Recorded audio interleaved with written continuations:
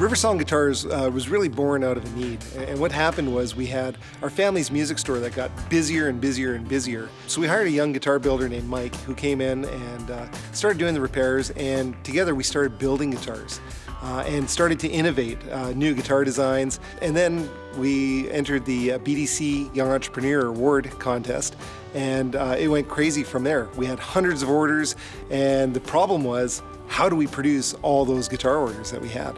The strategy we came up with to meet the challenge that we were facing was twofold. The first was to do a lean manufacturing audit, where we hired a consultant to come in, look at our process, eliminate the waste steps, and increase our efficiency without changing the quality of our end product.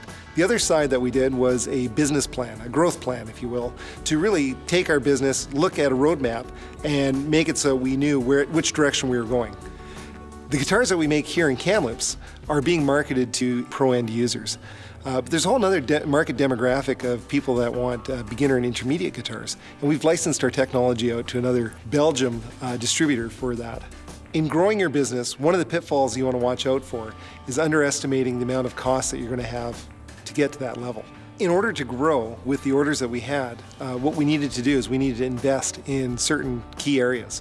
One was we needed a place to actually build our guitars.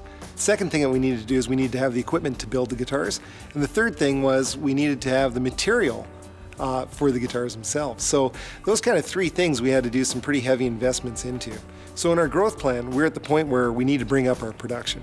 So in order to do that, we've hired a bunch of new people. We're looking at expanding our jigs and looking at where there's bottlenecks and figuring out ways to continuously improve our process and our quality of our instruments. One of the key things for me with business growth is leadership. I can't do everything, so I try to really bring the people up around me, give them the tools that they need to be able to produce what they have to do. So I'm not trying to micromanage everything, but still keep an eye on the overall business. So in order to grow, we need more employees.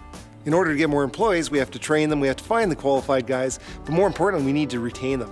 And how we retain them is creating a family atmosphere that's fun to work in, that helps them develop as guitar builders and people.